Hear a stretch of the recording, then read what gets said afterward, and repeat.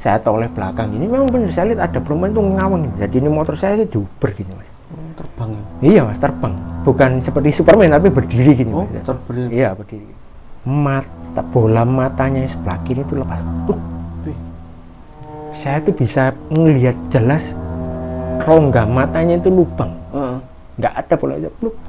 Dia tuh kena gitu. Jadi badannya masih menghadap ke sana, kepalanya muter menghadap saya yang di belakang. Jadi berputar 180 derajat. Jadi ya dia ketawa menyeringi gitu. Oh, saya sudah paham. Assalamualaikum warahmatullahi wabarakatuh, sobat Kembara Sunyi dimanapun teman-teman berada. Kali ini masih bersama saya Idris Firmansyah dalam segmen berbincang dengan narasumber. Kali ini kita kedatangan tamu narasumber yang bernama Mas Bayu. Jadi Mas Bayu ini mulai sejak remaja itu sering digangguin kuntilanak, hingga sampai saat ini pun beliau masih bisa berinteraksi dengan kuntilanak tersebut. Dan apa yang melatar belakangi Mas Bayu ini sampai diikuti kuntilanak sampai saat ini? Jangan kemana-mana, tetap saksikan Kembara Sunyi.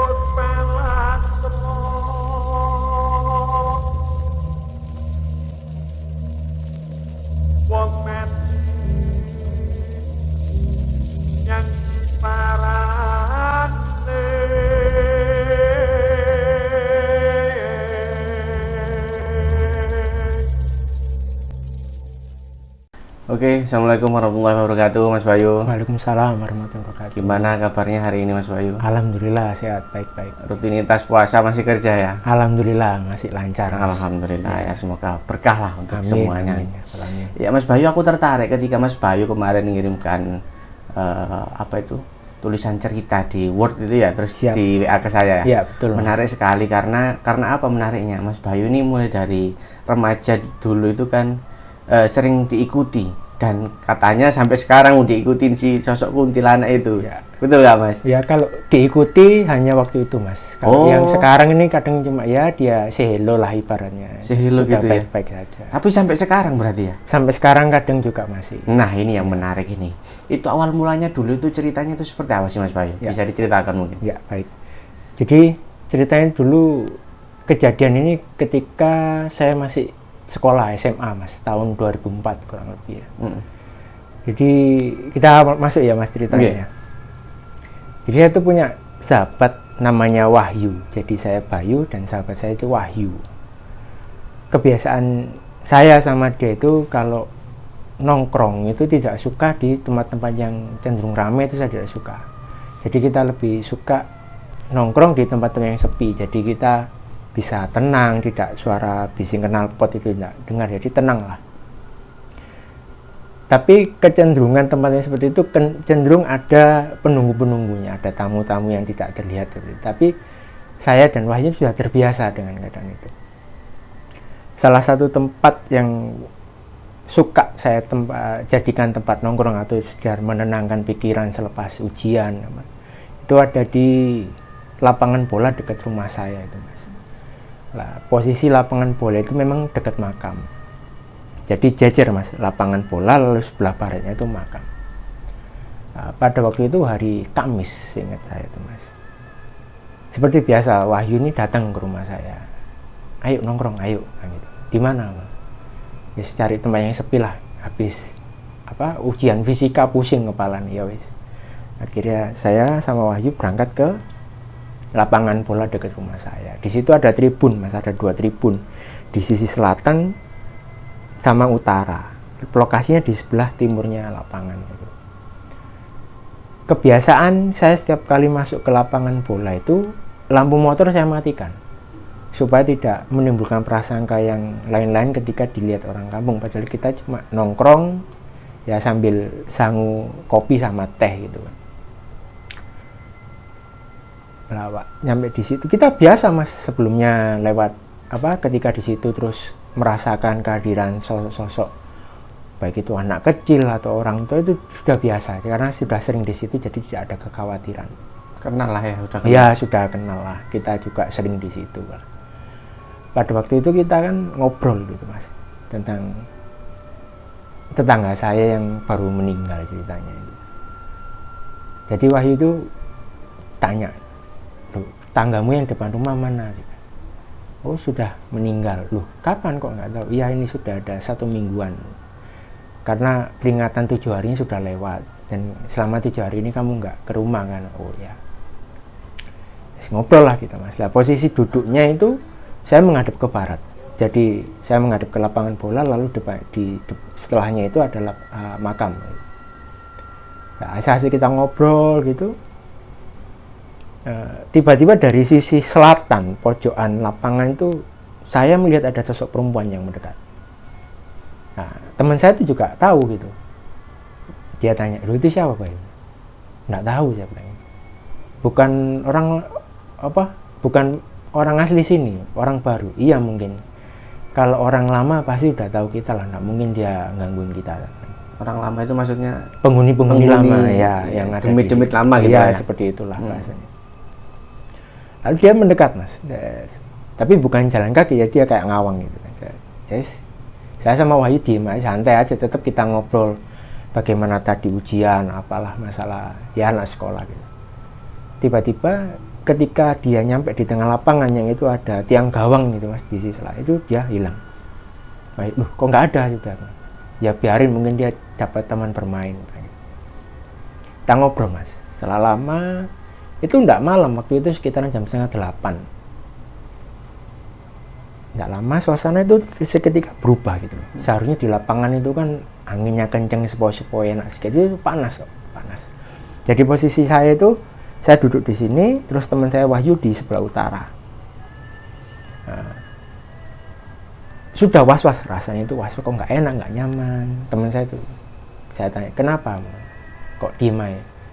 Dia jawab, enggak enak rasanya, enggak seperti biasanya kita. Saya enggak tahu apa yang dirasakan teman saya waktu itu kan. Saya asik aja sambil nikmati minum teh hangat sama kopi yang tadi kita bawa itu. Nah, lambat laun saya tuh merasakan di sini, saya di sebelah kiri saya itu kok rasa itu panas gitu, cenderung anget gitu. Wah, ini kenapa? Saya jalan mati gitu. Masa iya tadi sedikit membicarakan orang yang sudah meninggal lalu kita diganggu sama rohnya. Saya seperti itu dalam hati. Tapi saya lawan, enggak mungkin lah.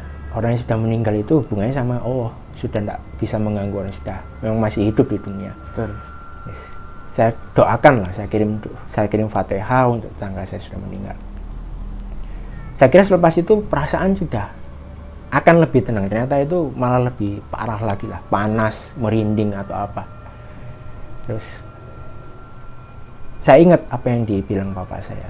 Kalau ketika kita merasa takut baca syahadat. Saya baca syahadat. Asyhadu an la ilaha illallah wa asyhadu anna Muhammadar Rasulullah. Saya baca dalam hati itu mas. Dan ketika saya kalimat hak illallah itu aroma bunga kenanga yang putih itu seakan-akan ditancapkan masuk ke dalam hidung saya. Menyengat sekali berarti. Menyengat sekali, sangat menyengat sekali. Saya bilang, ya Allah, apalagi nih, saya biasanya di sini tidak pernah seperti ini. Saya pendam rasanya. Teman saya jadi pendiam, pokoknya diam, dia tidak seceria biasanya gitu. Lalu sudah saya merasa nggak kuat dengan godaan itu, saya merasa saya ada orang yang berdiri di sebelah kiri saya, cuma saya nggak tahu itu apa. Saya bilang teman saya, Lek, kamu nggak bau bunga? Teman saya itu nggak jawab mas, tapi langsung lompat. Dari tadi saya itu bau bunga, kamu yang nggak tanggap gini, lari teman saya mas. Di tengah jalan dia itu kembali, berhenti gitu, bukan kembali. Terus dia menulis, ayo cepat.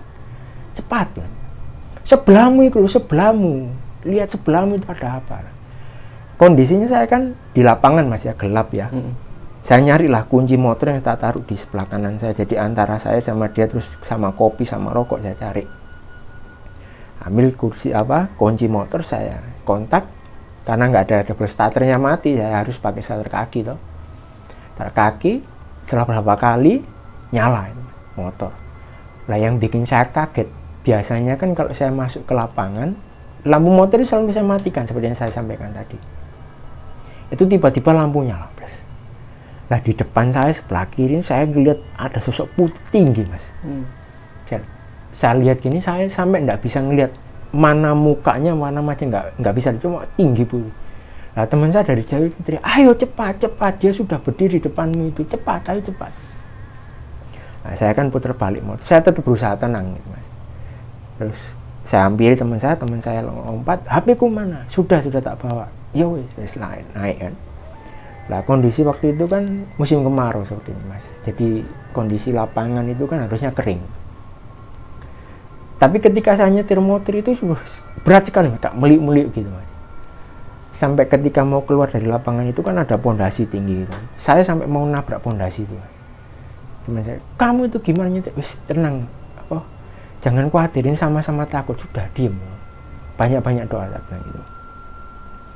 Akhirnya saya berinisiatif, ayo pulang teman saya, ayo ketemu bapak, maksudnya ketemu bapak saya kan. Nah sebelum ketemu bapak saya itu pengen lebih tenang gitu. Saya berhentilah di rumah om saya, di rumah peninggalan kakek nenek saya, yang ditemati om saya waktu itu. Saya berhenti di situ, dia tanya Wahyu, teman saya, kenapa berhenti sini? Biar tenang, kita merokok dulu satu batang, biar tenang. Deg-degan ini, ketakutan, Mas, benar-benar ketakutan itu. Karena seumur-umur enggak pernah perasaan seperti itu ya, kita sering lah ngelihat ada orang lewat, terus liver ada rasa, tapi enggak pernah separah itu. Merokok lah, posisinya saya duduk di sini, teman saya di sini. Ini rumah teras lah. Saya merokok.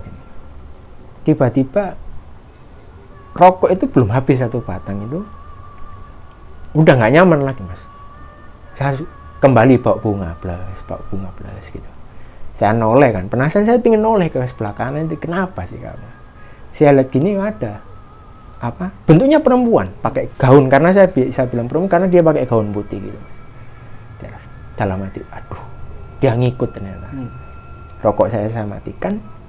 Nah teman saya kan masih fokus ngerokok, saking takutnya dia. Saya bilang, ayo cepet habis ngerokoknya. Saya talah bilang, tunggu, hatiku deg-degan. Dia masih ngerokok, saya nggak enak, ini masih berdiri di samping saya ini, nggak sampai paling segini nih, Mas, jaraknya. Ayo cepat, saya talah. Saya ini masih takut tuh, sambil bentak gitu kan dia. Lalu ketiga kali, ayo cepat kita balik. Teman saya itu sambil buang rokoknya misu, jancuk, kamu itu nggak tahu aku masih takut. Dibuang rokoknya, noleh gini, dia mungkin ngelihat wanita itu, mungkin dia juga ngelihat, dia langsung berdiri, ayo kita ke bapak. Pulanglah kita ke rumah saya tuh. Begitu masuk rumah, saya duduk di ruang tamu sama teman saya. Saya ke ibu saya, Bu, apa nak, bapak mana tuh? Bapak di kamar depan sama adikmu. Ya, bapak saya ini kan ibaratnya orang yang diberi kelebihan sama Allah, jadi bisa mengerti tentang barang-barang seperti itu. Saya bilang, Pak, bapak saya bilang, opo? Saya jawab kan, saya tadi lupa di lapangan sama Wahyu. Belum sampai selesai kalimat saya ini, bapak saya langsung bilang, kenapa? Kamu digoda perempuan ya? Saya sama Wahyu kaget, kok tahu? Bapak kok tahu dari mana? Iya, dari tadi bapak udah tahu. Terus teman saya itu bilang, lu bapak kalau udah tahu saya digodain sama bangsa seperti itu, kok bapak diem saja? Dibilang. Ya sengaja bapak biarkan. Bapak ini pengen tahu anak bapak dua laki-laki ini nyalinya seberapa besar sih. Remaja BG di jalan sering uraan, tapi kalau ketemu barang seperti itu malah lari, mental tempe bilang gitu. Saya sama teman saya itu speechless, Mas, shock, diem aja. Jadi posisinya bapak saya masih tengkurap itu, dipijitin sama adik saya yang nomor 3 sama nomor 4. Waktu itu adik saya nomor 4 usia masih 4 tahun, yang nomor 3 berarti usia masih sekitaran 12 tahun adik saya. Terus tidak lama saya sama teman saya diem, tidak bisa ngomong apa-apa lagi sudah. Terus bapak saya itu ngomong gini, mana pinjam kunci motormu, dia bilang gitu. Diambil sama bapak, digenggam ini mas, terus dimain-mainkan gini sama saya, sambil bapak saya itu nggak tahu kayak mulutnya komat kan, bibirnya komat kamit itu, entah baca doa atau apa kan. Ya, kunci dipegang sambil tengkur gini, terus dikasih adik saya yang nomor 4 itu, namanya Afif tuh. Pip, coba kamu bau kunci motor Mas Wahyu ini bau apa? Ya saya bilang, diambil lah kunci sama adik saya nomor 4 itu, bau bunga pak. Saya sama Wahyu otomatis kaget tuh, kok bisa gitu. Wong tadi tidak ada apa-apa, saya pegang ya nggak bawa apa-apa, tangan saya juga nggak bawa apa-apa gitu. Adik saya nomor 3, mana sih Beb, coba lihat nih. Saya juga pingin bener tahu, dibawa sama adik saya. Terus adik saya diciumin, nyium kunci tadi, bilang, iya mas bau bunga. Mana sih nggak percaya saya, bapak kasih nomor masmu nggak percaya bapak saya bilang. Saya bau, oh iya bau bunga, beneran bau bunga. Saya tuh yang tadinya sudah speechless tambah down sekarang, wis takut sembarang kali lah. Teman saya, mana sih coba, masuk bener bau bunga. Sama teman saya Wahyu juga bau, dicium juga. Iya beneran bau bunga, udah wis gimana ini nasib saya, dibilang. Terus bapak saya ini tanya ke teman saya, Yu, iya pak, kamu berani pulang sendirian? Waduh pak, kalau seperti ini saya sudah pasti nggak berani pak pulang sendirian. Oh, ya udah. Terus bapak saya bilang ke saya, Lem, keperluanmu besok buat sekolah kamu siapkan, seragam buku kamu siapkan, kamu antar Wahyu pulang ke rumah Wahyu, tidur di rumah Wahyu, besok dari rumah Wahyu sekolah, jangan sampai ke sekolah. Ya pak. Cuman sebelum pulang bapak ada syarat, pesen. Apa pak? Kamu nanti balik lagi ke lapangan, nanti kamu lihat dari situ, kamu ajak berkelahi. Jadi nggak tahu motivasinya bapak saya itu, nggak tahu kenapa itu. Si Kuntinya tadi? Iya, disuruh ngajak berkelahi kan. Bapak saya bilang, kalau kamu nggak berani datengin, nggak berani ngajak berkelahi, jangan pernah ngaku anak saya, bikin malu, bilang gitu. Waduh, pilihan berat ini mas ya. Yeah. Bung sudah takut malah disuruh datengin lagi kan sama barang begituan. Ya setelah tidak ada pilihan lain, akhirnya saya pamit, teman saya pamit ke ibu saya, ke bapak saya, berangkat. Teman saya di jalan ngomong gini, gimana? Jadi datang? Ya gimana lagi? Bapak sudah ngomong gitu. Apalagi bapak tadi kan ekspresinya serius, nggak ada ketawa-ketawa, jadi nggak mungkin bercanda, saya bilang gitu. Ya datang lah mas, tak datengin lagi lapangan bola itu. Cuman ya saya masih mikir, saya pasti takut, nggak mungkin saya datengin itu. Jadi saya nggak masuk ke lapangan, cuma saya berhenti di pintu masuknya lapangan. Jadi saya berhenti sama teman saya. Nah, di tempat yang tadi saya nongkrong di tribun pemain itu, saya lihat ada perempuan mas. Jaraknya lumayan jauh, cuman saya tahu itu perempuan, dia tuh sedang duduk gini sambil lalu mijitin kakinya gini mas. Nggak tahu kenapa kan, mungkin habis kenapa guys. Akhirnya saya ingat bapak saya bilang, udah kamu balik ke sana. Saya ingat omongan bapak saya, kamu balik, dia sudah dalam diajar sama si penunggu yang ada di sana. Jadi nggak apa-apa kamu balik. Teman saya juga lihat, itu orangnya, itu dia duduk sedang mijitin kakinya. Saya bilang, ya syukurin, kapok habis diajar sama penunggu, berani-beraninya gangguin kita. Ayo sini kalau berani, kita berkelahi, saya bilang gitu sama teman saya. Iya ayo sini, ayo kok berani, biar diajar lagi kamu. Nah, saya kira kan saya sudah menang mas ya, saya agak berani. Enggak taunya si sosok perempuan tadi itu berdiri mas. Langsung berdiri noleh ke arah saya sama teman saya. Dengan ekspresi muka itu marah mas. Saya lihat secara jelas wajahnya nggak kelihatan. Cuman saya itu mukanya putih, tapi ekspresinya kayak orang melotot marah gini loh.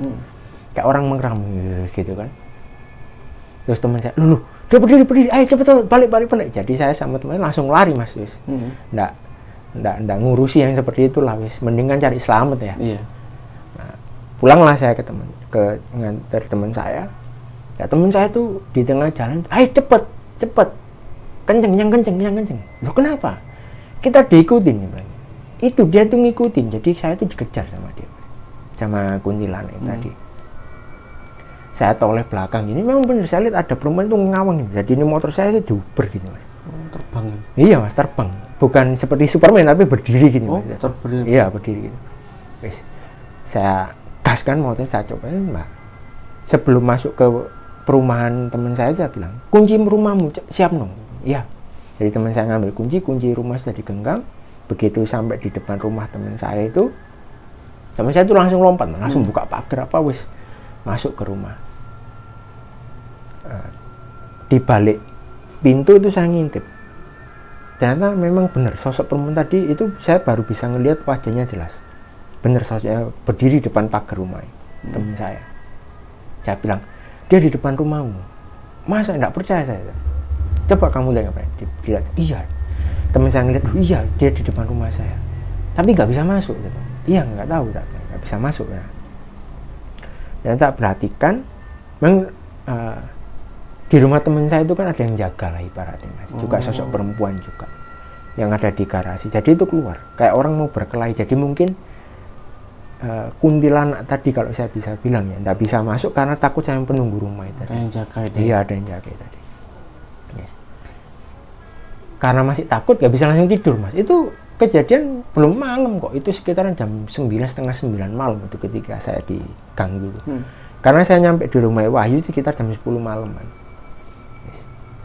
Untuk menghilangkan rasa takut kita main PS mas. Di tengah-tengah main PS. Karena kan takut ya, nggak sadar rokok itu habis mas, ceritanya itu. Rokok habis, Wahyu bilang gitu. Terus gimana? Ya kita keluar beli. Di luar masih ada itu. Yakin mau keluar?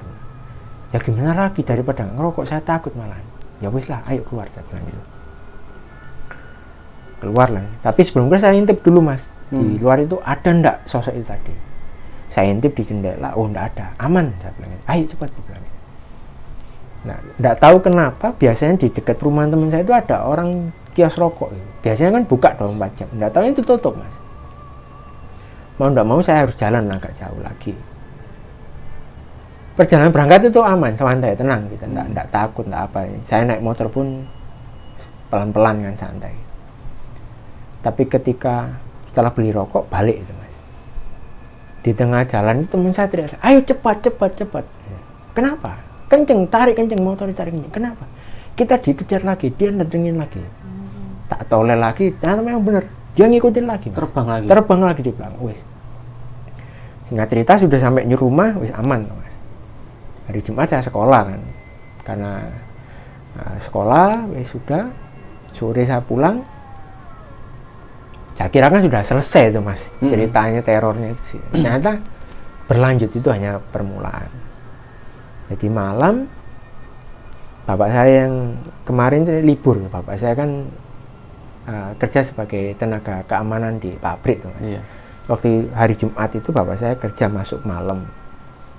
Jam 9 bapak saya berangkat, sekitar jam 10-an saya tidur. Waktu itu saya tidur sama adik saya kan laki-laki semua posisinya. Jadi itu di kamar depan mas. Tidur. Terus di tengah malam itu saya dengar jendela rumah saya itu kayak ada yang ngetuk-ngetuk. Tuk gitu mas. Saya kan nggak tahu kenapa kok saya itu kebangun. Saya posisi duduk gini. Duh, sopo sih? Siapa ini yang malam-malam bertamu? Saya cari HP saya lihat HP sekitar itu jam menunjukkan jam 12 lewat, sekitar 12:30-an. Saya tepatnya lupa saya. Pokoknya 12:30-an karena saya ingat 00 berapa gitu mas. Saya bangun, aduh siapa juga bertamu malam-malam ini. Saya nggak bangun mas, saya duduk, cuman saya geser seret di ujung tempat tidur ini. Nah kan itu jendela rumah saya ini kan selambu gitu mas. Lah kelambu itu kan kalau kena kipas itu kan agak megang-megang ini. Nah, saya noleh, saya lihat loh, kok ada perempuan gitu, di depan jendela saya gitu. Jendela kamar itu ada perempuan. Saya enggak sadar itu manusia atau siapa gitu kan. Saya buka itu jendela. Saya bilang, saya tanya, dia itu posisinya jadi ini saya Mas, dia itu ngadep ke sana Mas. Jadi saya lihatnya dia dari iringan gitu. Nyamping ya dari samping gitu Mas. Saya tanya, loh Mbak, sampean siapa? Malam-malam ke rumah saya mau nyari siapa? Saya bilang gitu. Dia cuma diem Mas, cuma hehehe gitu dok. Ketahuan coba, hehehe gitu dok, sambil senyum. Dalam hati itu saya mikir, saya bilang gini Mas, loh, saya 17 tahun ini hidup di desa, di kampung saya, nggak pernah ngelihat dia. Saya kan pasti apal loh orang kampung saya siapa. Sampean siapa Mbak? Nyari siapa? Ada perlu sama bapak saya? Bapak saya kerja, saya bilang gitu kan. Dia cuma diem gitu Mas. Pandangan itu kosong Mas. Cantik dia, saya aku dia itu cantik. Kalau tingginya sekitar enggak lebih dari 165 cm, cuman sekitar sebahu saya gitu. Dia cuma senyum, hihihi gitu caranya. Terus dalam hati itu saya tuh, ya Allah, kok ada perempuan cantik seperti ini, saya nggak tahu siapa ini. Mbak, sampean siapa Mbak? Dia bilang gitu kan. Dia cuma senyum, hihihi gitu. Ya Allah Mbak, sampean senyum itu loh, kelihatan cantik, saya bilang gitu Mas. Nah, ketika saya selesai ngomong, saya kelihatan cantik Mbak. Dia itu noleh saya Mas, noleh gini, hihihi gitu sambil senyum. Ya Allah Mbak, cantiknya sampean, saya bilang gitu kan. Itu saya sama dia cuma kepisah tembok sama jendela Mas ceritanya. Terus apa? Dia setelah hihihi gitu. Saya masih terpesona dengan kecantikan. Saya akui dia itu cantik gitu. Nah, ketika saya sudah terpesona dengan kecantikannya, dia itu tiba-tiba bola matanya sebelah kiri itu lepas. Saya tuh bisa melihat jelas rongga matanya itu lubang. Nggak ada bola itu. Dia itu hihihi gitu Mas. Saya itu, ya Allah, ya Allah, ya Allah. Kamu siapa? Kamu ngapain ganggu saya? Kamu siapa? Pergi, saya bilang gitu. Ngeliat mukanya yang pucat, tapi bola mata itu darahnya itu keluar dari rongga matanya itu Mas. Saya kan takut, tidak berani saya ngeliat matanya. Saya itu nunduk gitu Mas. Tapi ya Allah, pergi, bangsat bajingan, pergi, jangan ganggu saya bilang gitu. Nah, saya lihat itu tadinya bajunya tuh putih Mas. Tiba-tiba kayak ada rembesan darah itu. Kayak ada rembesan darah itu. Merah. Loh, kok merah itu. Saya beranikan diri Mas, agak ndangak saya lihat ini. Saya ngelirik gini, berarti lehernya yang sebelah kiri ini lubang Mas. Kayak ada bekas luka tusuk gitu. Nah dari situ darah itu bukan cuma netes tapi nyembur gitu, kayak air keran yang lagi kencengnya mancur. Ya Allah, tolong, ya Allah tolong, saya bilang. Saya tuh teriak-teriak seperti itu. Adik saya itu nggak ada yang bangun, satu rumah itu nggak ada yang bangun Mas.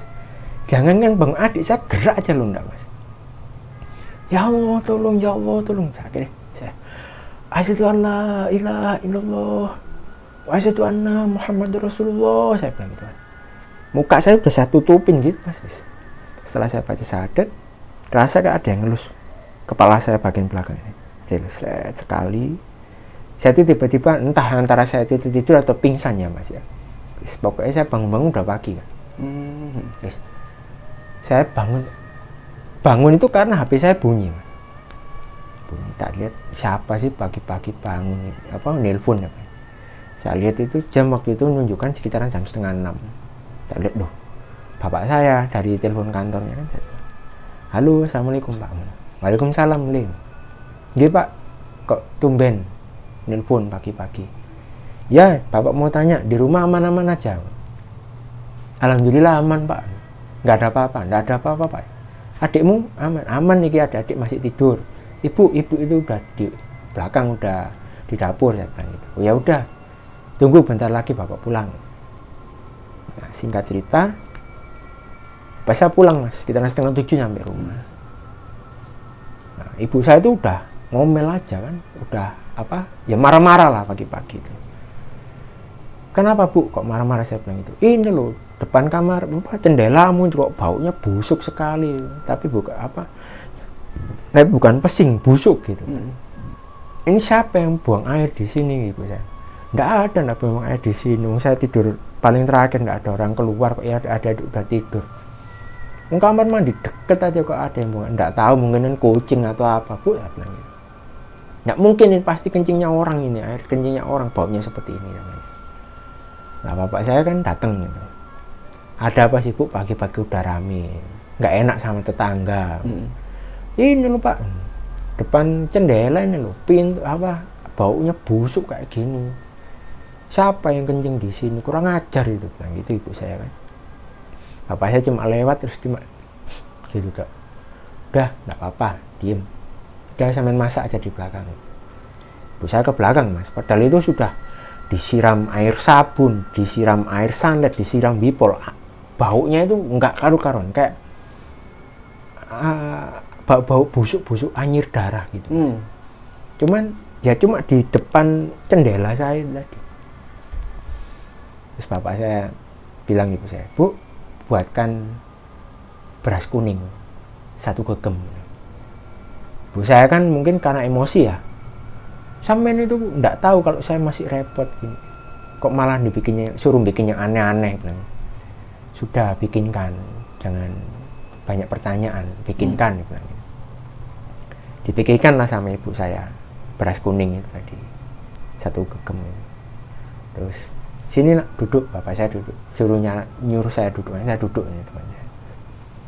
Terus bapaknya, ya apa, semalam itu gimana apanya pak? Loh kamu didatengin perempuan itu loh. Loh bapak kok tahu? Saya bilang gitu. Loh iya. Kok bapak bisa tahu? Ya tahu lah, kamu itu anakku, maksud saya nggak tahu. Iya pak, saya bilang, saya lihat itu ada perempuan pak, awalnya itu cantik pak, tak tanyain kamu siapa, cari siapa, dia cuma ketawa pak. Terus ya terakhir saya lihat bola matanya yang sebelah kiri ini jatuh pak, jadi terus apa, dari lehernya ini sebelah kiri keluar darah pak. Tuh, walah, ya udah. Terus itu kok bisa busuk itu, bau busuk di depan jendela. Nggak tahu pak. Bapak saya ngambil beras kuning tadi kan ditaruh di piring gitu kan. Terus nggak tahu bapak saya kayak baca doa gitu mas ya. Terus bilang, ini kamu taburkan mulai dari ujung gang sampai ke belakang, di luar, pokoknya di gang gitu mas, di area gang rumah saya gitu. Saya taburkan, bismillah, saya baca doa minta supaya nggak bau lagi, hilang bau busuknya ini. Dan saya taburkan mas. Akhirnya siang kan saya sekolah, saya ketemu sama teman saya si Wahyu. Jadi itu malam itu saya yang pertama kali diganggu. Sampai Wahyu saya bilang, saya tadi malam digangguin, datengin seperti ini. Saya ceritakan mas apa yang saya alami tadi. Kok bisa gitu ya, nggak tahu. Cuma berhenti di situ. Akhirnya kita sekolah mas. Pulang sekolah saya diantar Wahyu.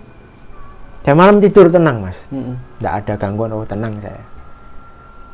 Besoknya hari Sabtu, Wahyu itu cerita, sampai sekolah itu udah marah-marah dia, gara-gara kamu ini kurang ajar, misu-misu lah mas, orang Surabayaan kan gitu. Loh kenapa kamu itu marah-marah? Ya habis kamu digangguin itu malam tadi itu dia datengin saya. Gantian ya? Iya gantian mas. Jadi setelah saya diganggu, besok malamnya teman saya didatengin. Diganggu kayak seperti apa? Jadi saya itu main PS malam itu. Mbak saya, ibu saya udah tidur. Dia main PS mas. Sedangkan hobinya kan dulu main PS itu kan. Main PS. Katanya dia sekitar jam 10, setengah 11 itu ada yang manggil-manggil dia.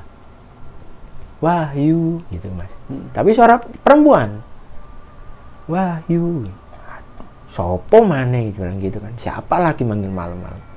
Dia keluar lah. Dikira kan mbaknya atau ibunya manggil. Ya bu, dia bilang gitu. Keluar kamar. Terus, loh kok nggak ada orang? Dia datang ke kamarnya, mbaknya kan, ibunya sama mbaknya kan tidur jadi di satu kamar gitu kan. Dia dilihat buka pintu, loh ibu tidur, mbak tidur. Nah, terus siapa yang manggil saya, dia bilang gitu kan. Wahyu. Dengeran lagi mas suara manggilin, Wahyu, bilang gitu. Terus dia cari kan, penasaran siapa yang manggil, dia cari asal suara itu. Ternyata kan di luar, di balik, jadi kamar dia ini ruang makan, nah di sini ada ruang cuci itu mas. Nah dibuka lah ruang cuci itu, dia itu ngelihat ada perempuan, tapi posisinya memunggungi dia ngelihat belakang. Dia itu kaget, ini siapa, ini pasti barang nggak benar kan gitu. Karena dia masih ingat di rumah itu cuma perempuan, cuma ada ibunya sama mbaknya 2 gitu. Sudah tidak ada lagi sama dia 1 orang. Bapaknya kan waktu itu dinas luar kota. Kamu siapa, dia bilang gitu. Ngapain kamu, mau nyuri ya, maling ya, bilang gitu. Tiba-tiba perempuan itu muter badannya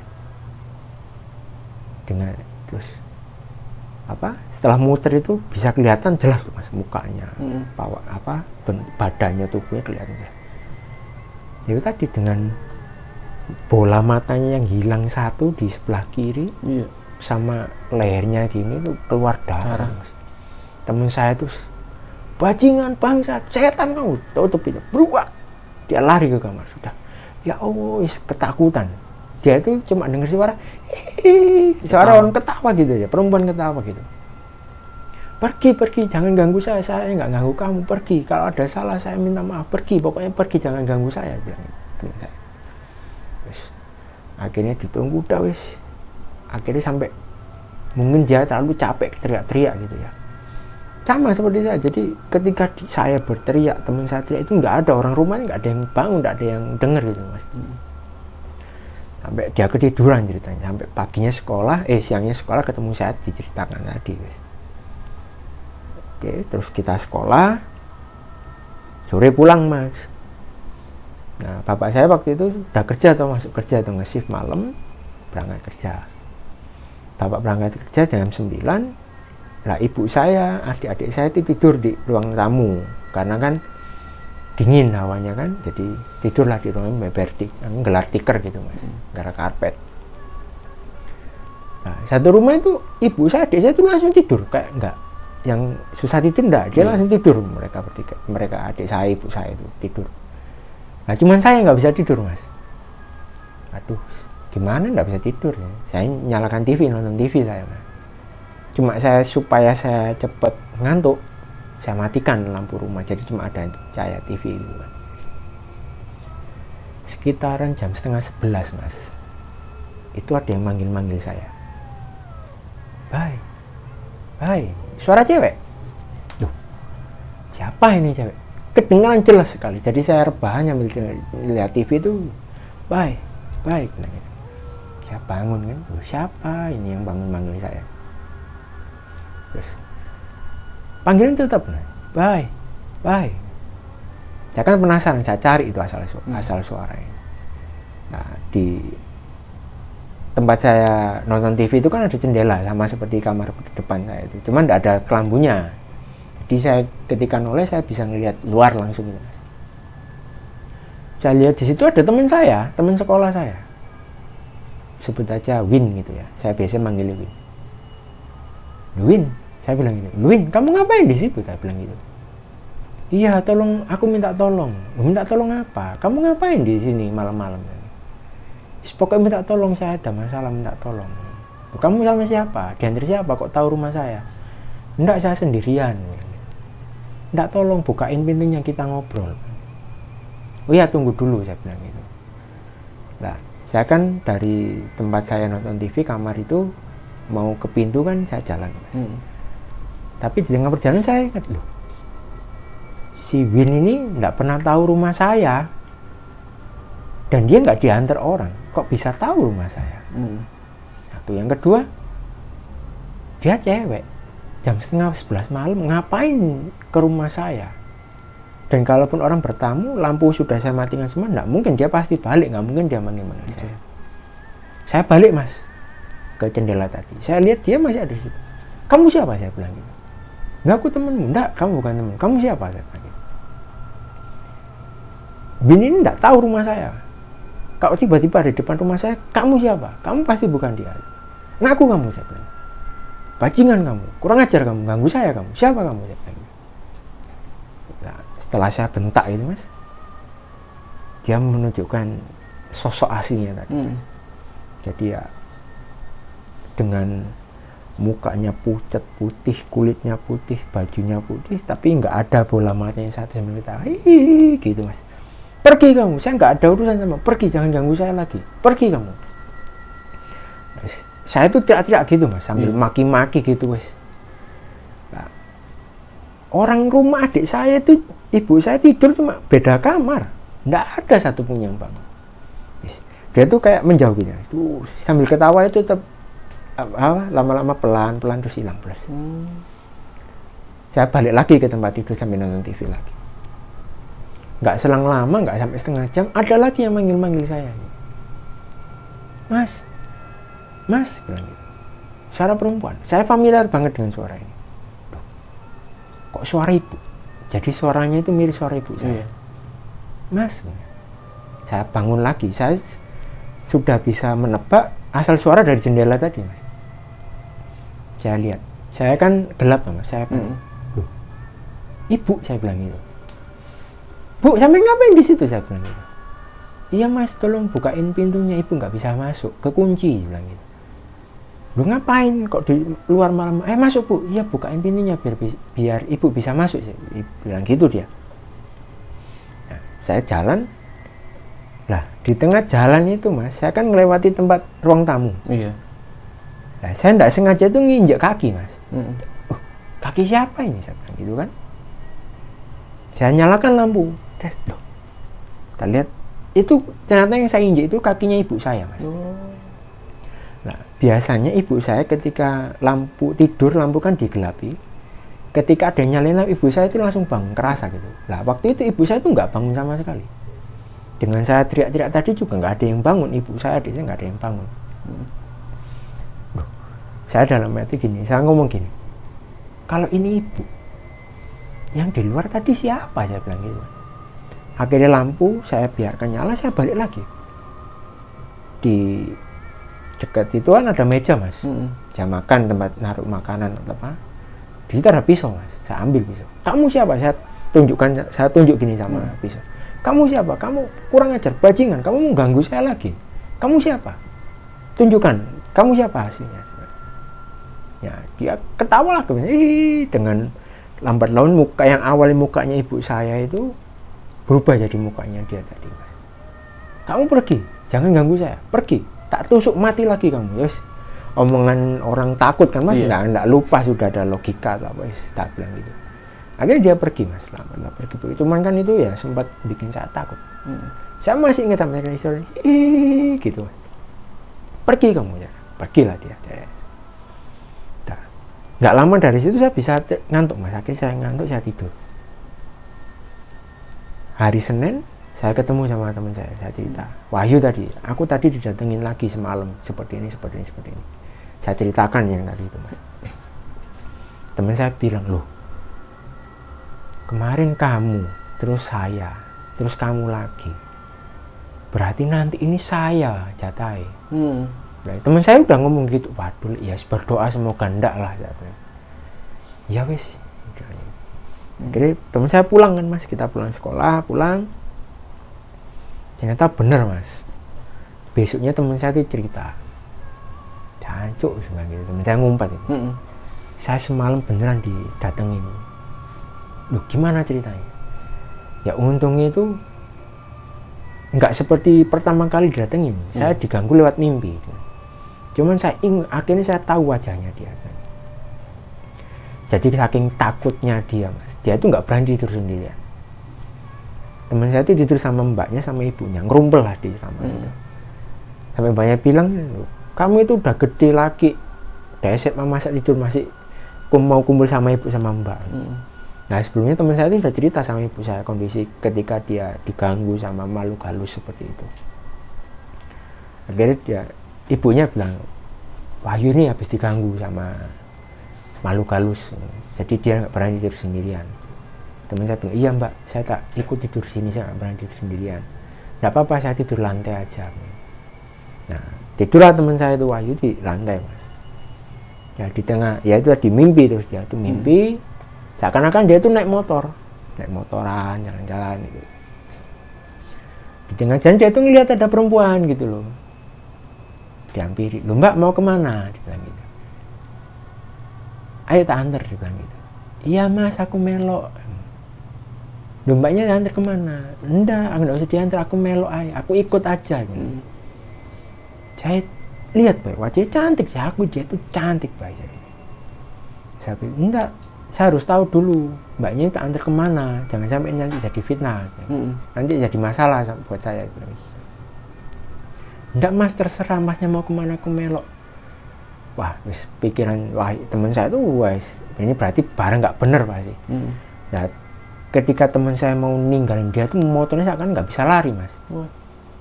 Dalam mimpinya tuh seperti itu. "Mas, aku melok. Nah, teman saya kan, "Enggak, bangsat kamu, bajingan kamu gangguin saya, setan kamu." "Nah Mas, aku melok Mas," hihi, sambil ketawa gitu Mas. Wah, teman saya tambah semakin takut. Ditoleh ke belakang, ini memang bener sosok yang berapa hari sebelumnya, 2 malam sebelumnya ganggu dia, datang lagi dalam mimpi. Sampai dia tuh terengah-engah, bangun dia Mas, sampai ngos-ngosan gitu Mas. Ceritanya dia sampai akhirnya dia nggak bisa duduk lagi, sampai selepas subuh ibunya bangun, mbaknya bangun, sholat subuh, dia baru bisa tidur lagi.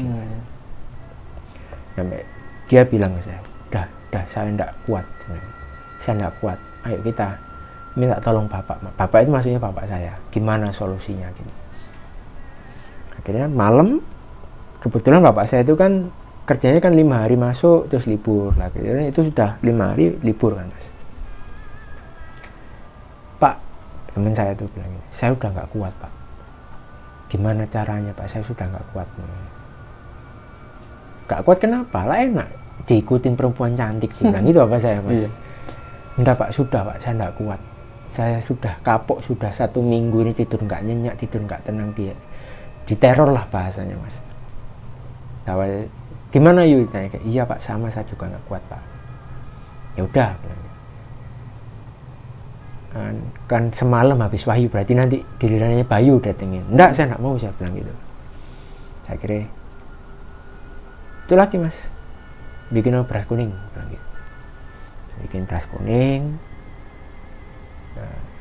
didoain sama bapak, nggak tahu doanya seperti apa kan, suruh naburkan lagi dalam rumah. Kalau sebelumnya kan cuma di luar rumah, itu disuruh naburkan di dalam rumah saya.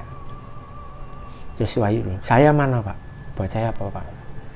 Nah, saya ngasih koin Mas, uang koin yang dulu kan ada yang dari emas itu Mas. Iya, yang kuning gitu ya. Ya, yang kuning, yang 500 itu yang kamar melati itu. Sama Pak saya, uang itu dikasih minyak wangi Mas, diolesi minyak wangi gitu. Terus bapak saya sambil diolesi sambil berdoa gitu kan, "Ini kamu bawa, nanti sebelum pulang kamu buang di depan rumah, bilang jangan ganggu saya lagi."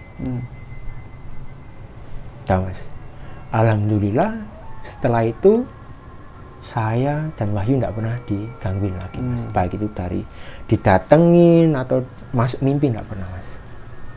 Saya kira kan udah selesai Mas. Nah, ternyata itu masih berlanjut Mas.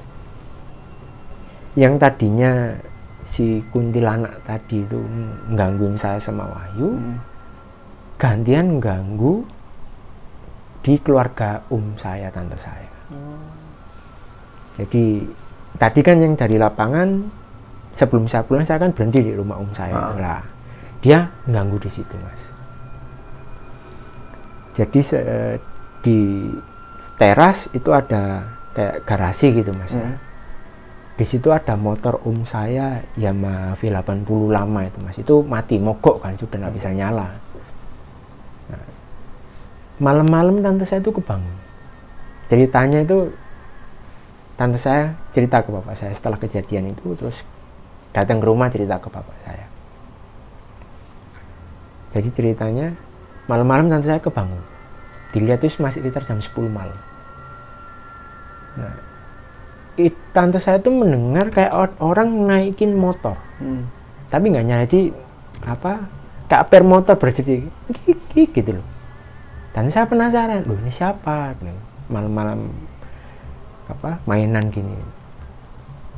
Nah, pintunya nggak dibuka, cuma dibuka dari selambung ini dilihat.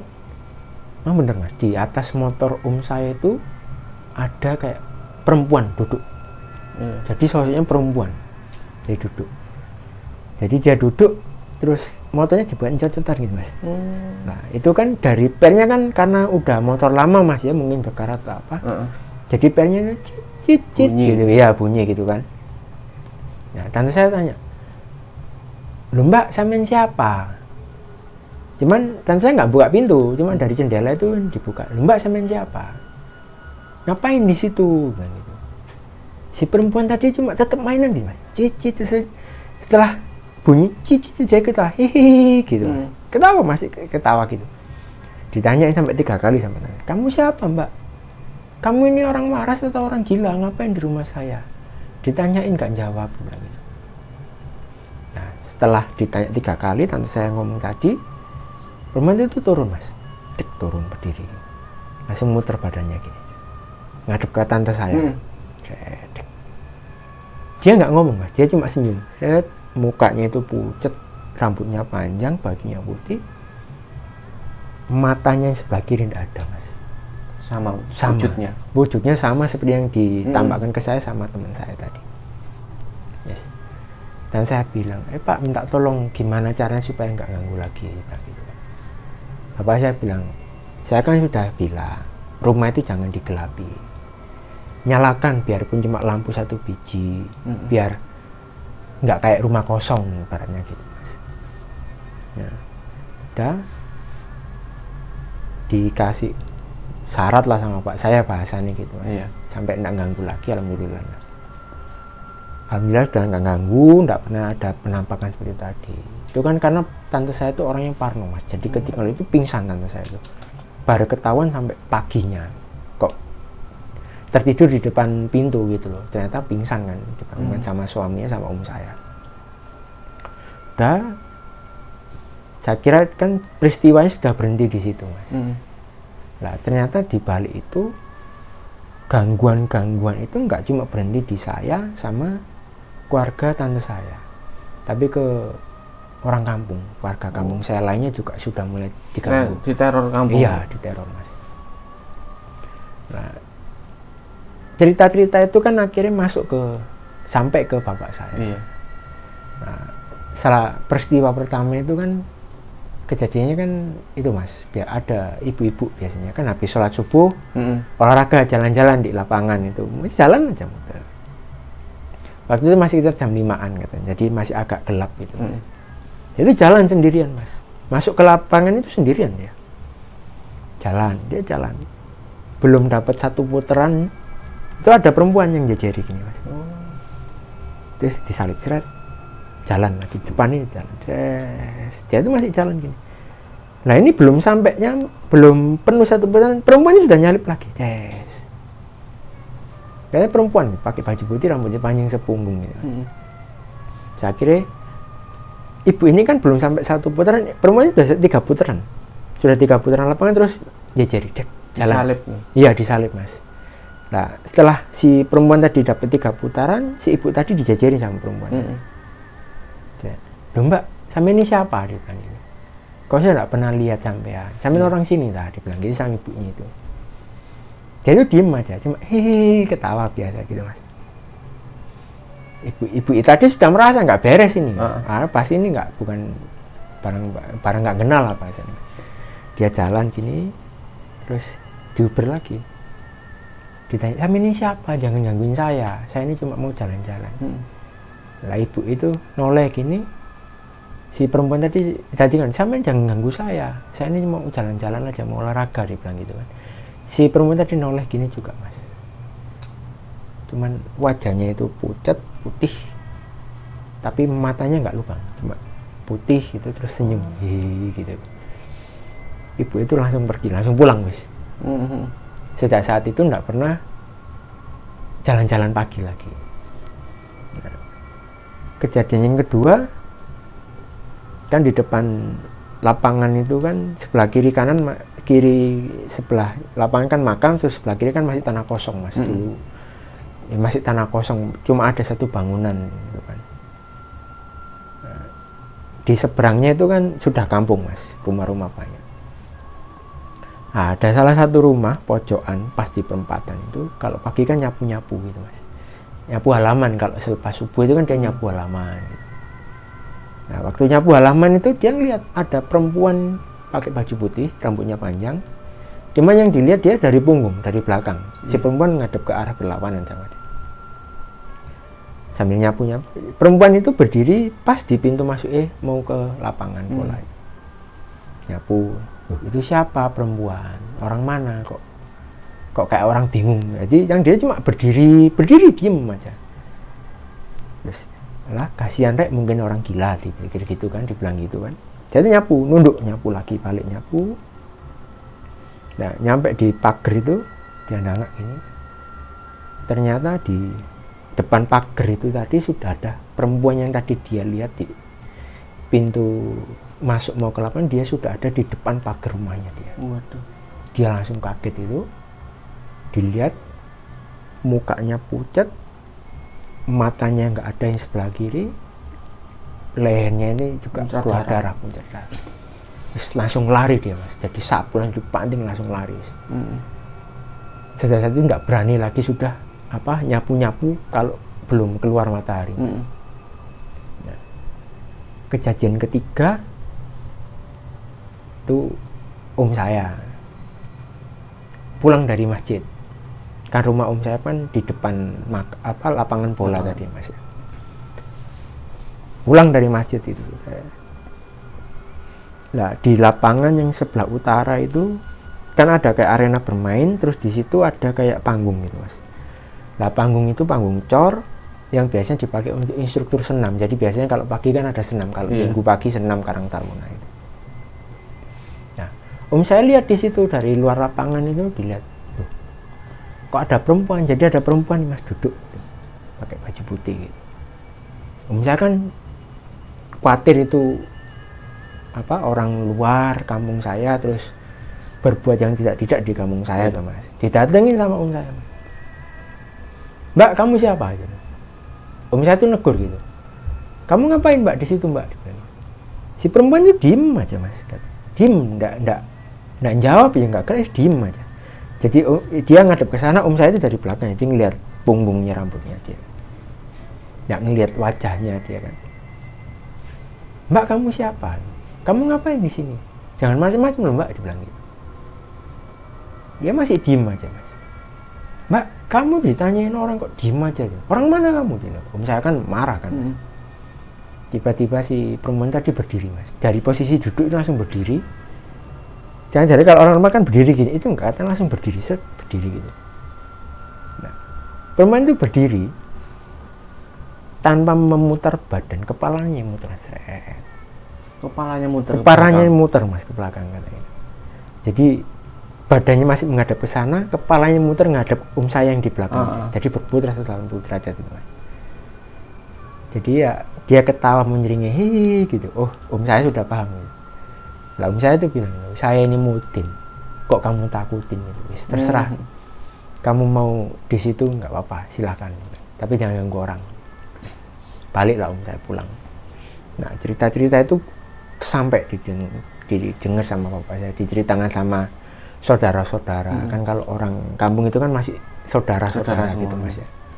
Sampaikan cerita. Gitu. Oh ya udah, nggak apa-apa. Itu loh temennya Bayu. Posisi waktu itu saya ada di sana. Loh kok saya pak? Ya kan yang pertama digangguin kamu, yang pertama ketemu kan kamu, yaitu temen kamu. Bapak saya bercanda seperti itu.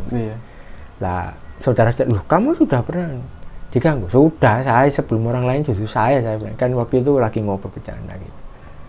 Terus akhirnya bapak saya bilang, besok Wahyu suruh kesini.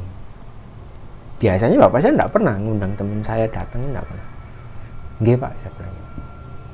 Saya sekolah, saya bilang, disuruh bapak ke rumah, dia bilang. Oh iya, nanti tak ke rumah malam. Ya, ke rumah, bapak mau libur ya. Libur. Akhirnya Pak Wahyu sampai rumah, ada saya sama bapak. Bapak saya bilang ini, kamu sama bayi sudah nggak diganggu, cuman gangguan ini pindah ganggu ke warga-warga. Gitu. Nah, ternyata Mas, selain 3 kejadian itu ada satu kejadian lagi yang lumayan parah gitu. Bapak saya juga baru saja waktu itu mendengar itu. Untuk kepastiannya seperti apa, bapak saya juga nggak tahu gitu. Cuman dari cerita orang-orang ini ada kejadian lagi yang baru saja terjadi gitu. Jadi di samping lapangan sebelah timurnya itu dulu tanah kosong, Mas. Iya. Di situ cuma ada satu bangunan rumah. Lah kebetulan di sampingnya itu sedang ada proses pengerjaan. Jadi orang bangun rumah lagi di situ, Pak. Bangun. Lah pekerjanya, tukangnya, kulinya kan dari luar kota, Mas. Nah kebiasaannya mereka ya mungkin untuk malam melepas lelah dia itu suka nongkrong gelar tikar di tengah lapangan gitu, Mas. Mungkin kan karena anginnya seger gitu, Mas ya. Satu malam mereka nongkrong, Mas, di situ, Mas. Nah dari salah satu orang ini ada yang kebelet kencing, pengen buang air kecil gitu kan. Cik, tak buang air kecil gitu, Mas. Ya. Dia itu ngarah ke selatan, ngarah ke tiang gawang sisi selatan. Itu loh kamar mandi, ngapain situ, bilang gitu kan. Kejauhan, enak di sini, bilang gitu. Dekat, udah nggak tahan, katakan seperti itu. Nah, dia kencing lah, Mas, di tiang gawang sisi selatan yang paling pojok belakang. Kencing situ, Mas. Nah, nunduk gini kan. Nah ketika dia selesai kencing, buang air kecil, dia kan betulkan resletingnya. Nah, ketika dia ndangak gini, Mas, pas di depan mukanya dia itu paling jarak cuma 1 kilan itu, dia ngelihat ada perempuan tadi itu, Mas, dengan muka yang marah, ekspresi orang marah, sininya keluar darah, matanya sebelah kiri ndak ada, Mas. Dia itu katanya dia itu berteriak-teriak, ndak ada temennya yang dengar, sampai dia pingsan. Nah, temennya kan nyari, ini mana sini kok katanya pamit kencing kok lama sekali, kan? Udah tahu dia kencing di sana, sama temennya ditunjukkan arahnya. Temen saya lihat itu, temennya dia ngeliat, mana nggak ada orang, bilang gitu kan. Mungkin pada waktu itu temennya sudah pingsan, jadi nggak kelihatan dia berdiri kan. Sampai lama, sampai kurang lebih 1 jam 2 jam nggak ada, terus datengin sama temennya. Baru tahu di situ temennya itu pingsan, Mas. Digotong lah dia masuk ke tempat istirahat pekerja tadi. Paginya dia sadar, ditanyain, kamu kenapa? Aku pulang bilang gitu. Aku pulang, udah nggak mau kerja di sini lagi. Loh kenapa? Kamu ada masalah apa? Enggak, pokoknya aku pulang. Kamu ada masalah sama pekerjaan? Enggak ada, pokoknya aku pulang. Kok kamu ada musibah kok kamu tiba-tiba minta pulang? Dia itu datang ke situ belum lama, Mas, paling 2 mingguan. Iya. Kerja itu baru 2 minggu kok minta pulang gitu loh, Mas. Enggak bisa, aku pulang, nggak mau, aku balik lagi, bilang gitu. Dipaksa sama temennya, ditanya, ternyata dia mau jawab. Jadi cerita kalau dia semalam kencing di tiang gawang itu, dia kencing nggak ada masalah. Setelah dia kencing betulkan resleting, ketika dia ndangak ini, mengangkat kepalanya ndongak itu, di depannya dia pas ada perempuan itu, mukanya pucet putih, wajahnya kayak marah, di sininya keluar darah, terus matanya sebelah kiri nggak ada. Wes, akhirnya dia pulang. Nah, entah betul atau tidak beritanya, kalau dari teman-temannya yang kerja itu kan ya biasa bekerja, kan biasa belanja di warung-warung itu. Tanyain, gimana Mas kabarnya temennya kemarin? Jadi setelah dia pulang, terus dia sakit, tak lama meninggal, Mas. Jadi mungkin karena dia parno, shock, stres atau gimana, Mas ya. Oh alam lah. Nah itu yang enggak tahu benar apa enggak, karena itu kan cerita dari temennya, Mas. Nah, baliklah cerita. Udah, apa saya bilang ini.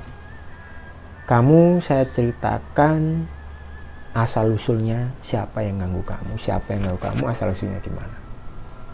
Saya panggil bapak saya panggil dia. Ditanyain untuk dipanggil? Iya, dipanggil sama bapak saya. Bapak saya bisa yang seperti itu. Iya. nggak lama itu bapak saya bilang, bawa bunga. Iya pak, bawa bunga. Sama seperti kamu bau pertama kali diganggu. Iya pak, sama. Teman saya juga, iya pak, sama, saya juga bau. Dia sudah ada di depan pintu, dia bilang. Tapi kamu nggak bisa ngeliat. Nggak bisa pak, saya bisa. Udah habis, diam, nggak apa-apa. Ini saya cerita biar kamu tahu, dia dengar, supaya kamu nggak digangguin lagi.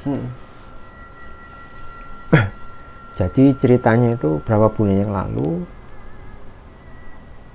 ibu saya kan punya saudara mas, tinggal di daerah Lamongan, di daerah Lamongan yang masih banyak hutan jati mas di situ.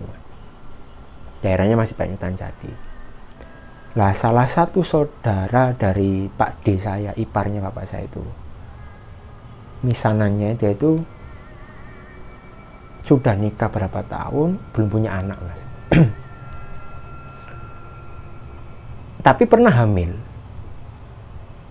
Keanehannya ketika usia kehamilan itu masih usia 6 bulan, 7 bulan. Tiba-tiba itu hilang kandungannya mas. Kayak hilang gitu loh mas. Jadi tidur, bangun pagi sudah hilang.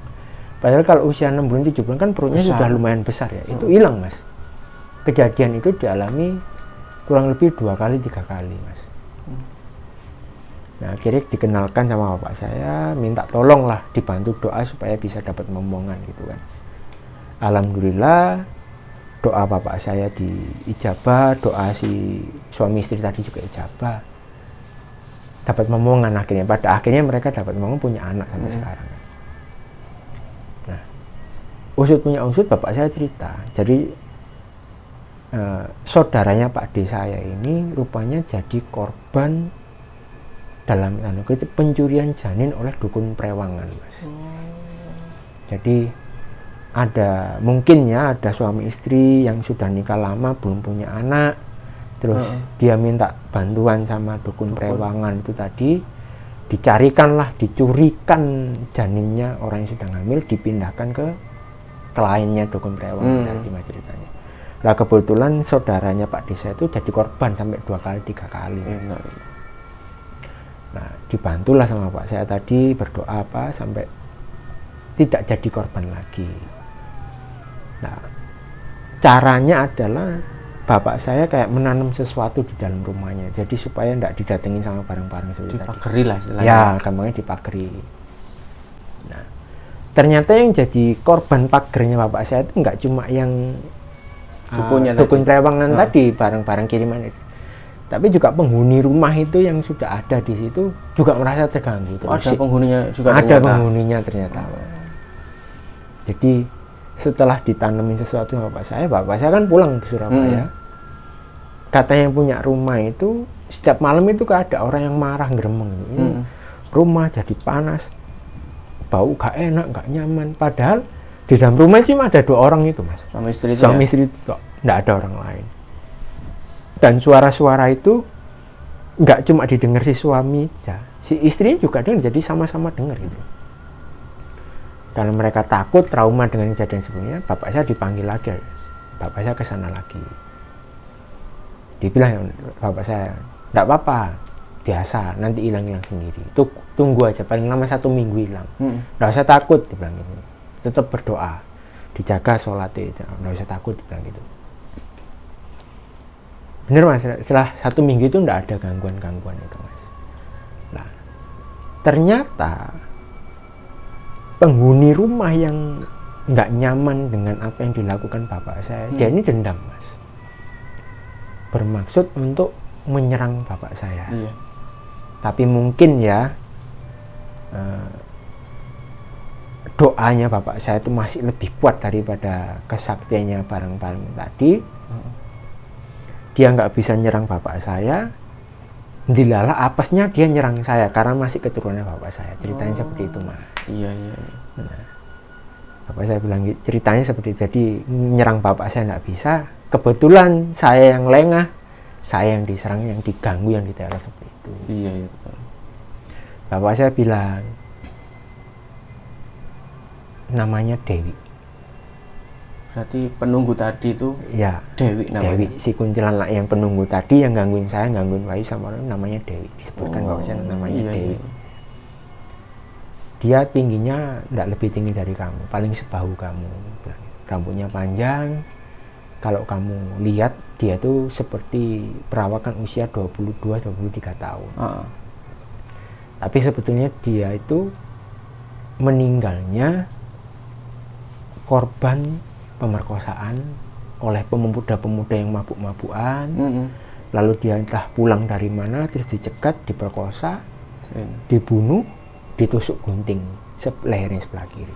Sebelah kiri? Ya, makanya yang ditampakkan ke saya, ke teman saya itu adalah lehernya sebelah kiri keluar darah. Itu adalah bekas tusukan guntingnya tadi, Mas. Ya. Akhirnya dia itu merasa dendam ketika ada anak muda yang kumpul-kumpul mabuk-mabukan, dia itu dendam. Jadi dia diganggu, jadi dia menampakkan sosoknya sebagai seorang yang cantik, dia minta minuman apa, tapi ketika mereka sudah asik, dia menampakkan sosoknya yang asli dengan yang matanya sebelah kiri nggak ada, lehernya mengeluarkan darah, tusukan darah itu. Akhirnya pemuda yang mabuk-mabukan itu pingsan, kabur. Dia memang dendam, pengen membalas seperti itu, Mas. Cuman dia nggak bisa gitu untuk melakukan yang balas yang membunuh dia. Akhirnya ya sampai sekarang lah, kebetulan saya sama teman saya berdua dikira saya itu sedang mabuk-mabukan gitu loh, Mas. Padahal cuma nongkrong ya? Padahal cuma nongkrong, cuma sang teh sama kopi aja gitu loh. Nah, bapak saya lanjut cerita, kejadiannya sudah 50 tahun yang lalu. Jadi seumpama dia hidup, usianya sudah kurang lebih 70 tahunan. Nah gitu, Mas. Nah, tiba-tiba bapak saya bilang gini, dengar suara orang nangis, bilang gitu. Saya bilang, iya. Jadi ketika bapak saya cerita itu, saya kayak samar-samar itu dengar suara perempuan nangis, gitu. Dan asalnya dari depan pintu saya, depan pintu rumah saya. Teman saya juga dengar. Kamu dengar? Iya, saya dengar. Teman saya bilang gitu. Nggak apa-apa. Bapak saya bilang, nggak apa-apa. Itu karena saya ceritakan masa lalunya, dia merasa sedih dengan kondisi yang seperti itu, dendamnya belum terbalaskan, terus dia sekarang jadi semacam roh penasaran gitu. Ngeri juga. Iya, Mas. Jadi bapak saya bilang gini, sudah kamu ikhlaskan, kamu maafkan. Sekarang kirim doa dia, supaya dia tidak penasaran. Kasihan nanti kalau dia tetap jadi roh penasaran, nanti dimanfaatkan sama dukun-dukun prewangan yang nggak bertanggung jawab. Terus dimanfaatkan masuk ke alam siluman atau apalah, Mas. Jadi sama bapak saya disuruh kirim doa waktu itu. Jadi saya kirim doa, teman saya kirim doa, saya kirim Fatihah. Alhamdulillah hilang, Mas. Suara tangisan itu hilang. Bapak saya bilang gitu, udah nggak apa-apa, dia sudah balik, dia sudah dapat tempat di sana. Di sana maksudnya di lapangan bola tadi, Mas. Nah, kenapa sampai sekarang itu masih berinteraksi? Karena saya sama dia kadang masih bisa kontak batin. Jadi kalau saya ke lapangan sendirian, lagi pusing, zaman-zaman kuliah atau sekarang capek, stres lah dengan rutinitas itu, saya tuh sering mencari suasana, menenangkan diri di lapangan itu kan tenang gitu, kan nggak ada suara bising gitu, Mas. Dia sering datang. Kalau saya sendiri, dia itu datang menghampiri saya. Saya bilang, saya boleh nemenin, dia bilang gitu. Iya. Nggak apa-apa, kamu duduk sini sama saya, temenin saya ngobrol. Cuman muka kamu yang benar, jangan muka kamu yang rusak, saya nggak mau, saya bilang. Jadi saya nggak tahu, Mas, caranya saya ngobrol sama makhluk halus, saya nggak tahu. Cuman ketika itu seakan-akan saya cuma berkata dalam hati, saya batin, dia jawab. Ya, dia duduklah di samping saya. Ya, pernah zaman kuliah, Mas, ya ini. Ya, saya kan sempat jatuh hati sama teman saya lah. Teman saya itu angkatan saya di kuliah itu. Saya malam ke lapangan. Ya, nongkrong di situ, nyari tenang, wis sumpek lah dengan ujian lapangan gitu di kampus tuh. Iya. Kita duduk di situ. Dia datang, Mas, seperti biasanya datang. Ya, saya boleh nemenin. Nggak apa-apa, duduk. Duduklah di samping saya gitu. Ya kan ya masih stres tuh mas, pusing, rokokan.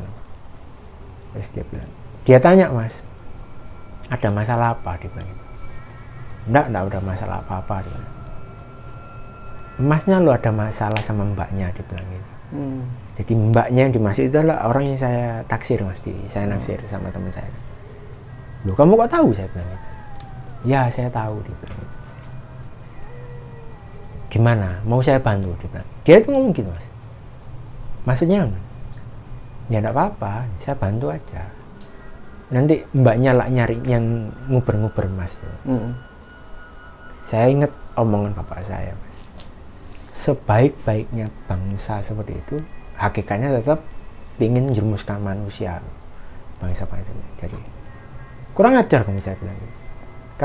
Kalau kamu mau berteman sama saya, cukup berteman. Nggak usah menawarkan bantuan-bantuan seperti itu. Saya tahu tujuanmu, kamu pengen ngajak saya ke syirik. Akhirnya saya tergantung ke kamu, melupakan Tuhanku. Betul. Kalau kamu seperti itu, kamu mending pergi, nggak usah jadi temanku. Dia tuh nangis mas. Maaf mas, saya nggak ada maksud untuk ingin bantu. Udah nggak usah, saya nggak perlu bantuan kamu. Kalau memang itu jodoh saya, nanti ya jadi jodoh saya bilang. Akhirnya dia pergi mas, dan saya pulang. Nah ternyata sewaktu saya di lapangan itu ada orang yang lihat mas, itu paman saya, salah satu paman saya. Jadi saya ditanya, "Duh, kamu sama siapa?" "Enggak sama siapa-siapa, saya sendirian." Dia bilang. "Enggak, kamu tadi saya lihat dari sini sama perempuan kok." "Mana ada malam-malam sama saya perempuan, nanti jadi fitnah masalah di kampung." Enggak ada." Iya. "Enggak, beneran saya lihat kamu tuh sama perempuan." Dia bilang gitu. Enggak ada, kalaupun saya sama perempuan, saya mencari itu dia di sana. Saya mencari, kalau ada perempuan laporkan saya ke Pak RT, biar saya digebek sama RT saya. Tadi lihat, enggak ada, aneh-aneh, pulang saya bilang gitu. Jadi sering mas sampai sekarang gitu kan, kalau saya ke sana sendirian, dia tuh masih datang. Atau kalau saya sama Wahyu, dia mau datang. Kalau saya rame-rame, dia nggak mau datang. Dipanggil pun saya kontak batin, "Sini oh, saya dia mau kenalan." Dia tetap nggak mau. Nggak mau. Jadi ya seperti itulah mas. Kira-kira cerita saya yang bisa saya bagikan ke teman-teman gitu. Seru sekali, seru banget ini mas. Tapi yang menarik gini mas, kan sampai saat ini si Dewi ini ya, itu kan masih bisa berinteraksi dengan sampean gitu lah ya.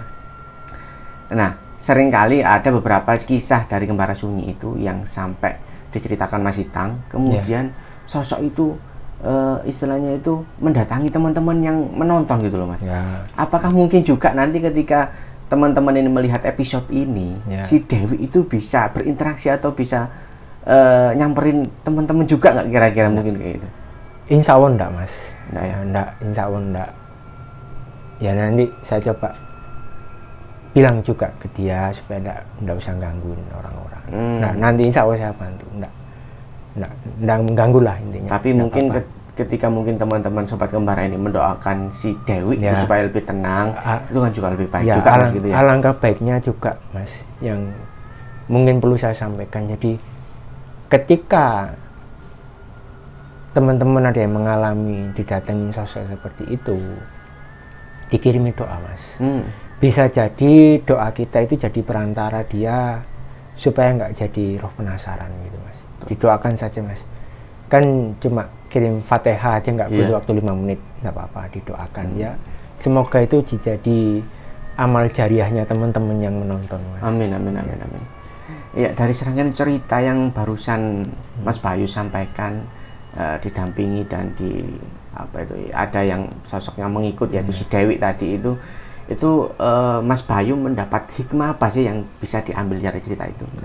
Jadi gini mas, satu, jangan sekali-sekali kita itu meminta bantuan ke dukun-dukun prewangan atau apalah mas ya, intinya mas ya. Karena kan kalau yang namanya dukun prewangan selama ini kita tahu dia itu memanfaatkan bantuan dari bangsa-bangsa jin gitu mas. Jadi sedikit banyak ada unsur syiriknya karena tidak memohon kepada Allah Subhanahu wa Ta'ala. Baik dalam kepentingan apapun, utamakan doa kepada Allah, jangan sama menggantungkan bantuan dukun-dukun seperti itu, Mas. Lalu yang kedua, mungkin dari teman-teman yang menyaksikan ini mungkin mempunyai pengalaman atau cerita yang sama seperti saya, yang masih bisa berkomunikasi, berhubungan baik dengan bangsa-bangsa seperti itu. Jangan sampai terlena, Mas, dalam bentuk bantuan yang seperti tadi saya digampangkan untuk mendekati perempuan, atau dimudahkan urusannya, dimudahkan jualan atau rezekinya. Jangan, Mas. Karena itu, ya itu tadi, Mas, hakikatnya manusia itu kan lawannya bangsa-bangsa jin. Mungkin awalnya dia akan baik, membantu, tapi lama-kelamaan kita akan dibuat tergantung sama dia, lalu kita pelan-pelan ditarik ke arah syirik. Entah nanti akhirnya menyiapkan sesaji lah, atau jangan sampai, Mas, naudzubillah, Mas. Jadi jangan sampai seperti itu, Mas. Semoga selalu diberi iman yang kuat, amin, gitu, Mas, ya. Nggak terlena sama godaannya barang-barang seperti itu, Mas. Itu, Mas. Iya, sepakat sekali sama apa yang sudah dituturkan sama Mas Bayu barusan. Sejatinya manusia ia hanya minta pertolongan kepada yang di atas, Tuhan itu aja, Mas, ya. Betul. Karena kalau minta pertolongan sama jin ataupun yang lain itu kan sama-sama makhluknya kita gitu loh, ya. Kalau lebih baiknya ya kita kembalikan lagi kepada Allah Subhanahu wa taala. Itu, Mas Bayu, ya. Betul, Mas. Ya udah, Mas Bayu, terima kasih sekali lagi, luar biasa sekali ceritanya.